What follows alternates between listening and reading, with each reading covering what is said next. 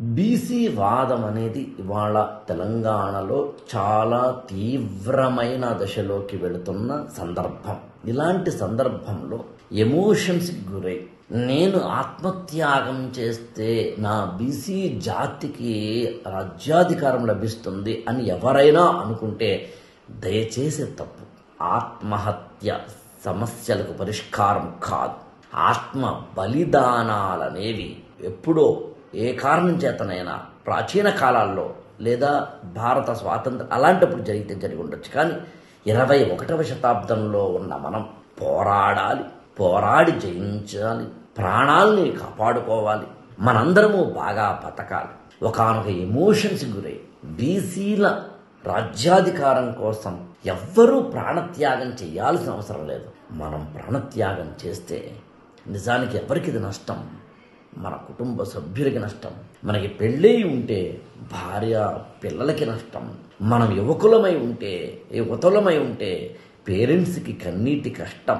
అంతేకాని మన త్యాగం వల్ల ఇంకొకటేదో జరుగుతుంది అని ఆత్మత్యాగాలకు బలిదానాలకు ఒకానొక గ్లోరిఫికేషన్ ఇవ్వకూడని దశ ఇది.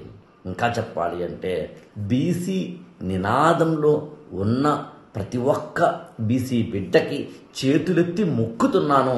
దయచేసి ఆవేశం కన్నా ఆలోచన, కండబలం కన్నా బుద్ధిబలం, రాజ్యాధికారాన్ని రాజ్యాంగపరమైన పరిమితుల్లో ఎలా తెచ్చుకుని సాధించుకోవాలి అనే ఒకానొక ఆలోచన, సమగ్రమైన విషయ అవగాహన చేసుకోవడం ద్వారా అసలు సమస్యకు పరిష్కారం అనేది ఎక్కడుంది అనే దాన్ని అర్థం చేసుకునే ఒకానొక తీరు, రాజకీయపరమైన ప్రసంగాలు, రాజకీయపరమైన నినాదాలు, రాజకీయపరమైన వాగ్దానాలు, రాజకీయపరమైన అరచేతి స్వర్గాల ప్రదర్శనలను కాకుండా మనం చట్టం, రాజ్యాంగం, ఉన్న ఇతర పరిమితులు వాటి ద్వారా ఇంకా ఏ విధంగా మనం బీసీల రాజ్యాధికారం తెచ్చుకోవచ్చు అనే ఆలోచన ప్రతి ఒక్క బీసీ యువకుడు, యువతి, వ్యక్తి అందరూ చేయాలని, ఇతరమైన వాళ్ళు కూడా ఒకానొక సందర్భం వచ్చినప్పుడు, ఒకానొక ఆవేశం వచ్చినప్పుడు దాన్ని ఏ విధంగా ఆవేశంలోంచి ఆలోచనలోకి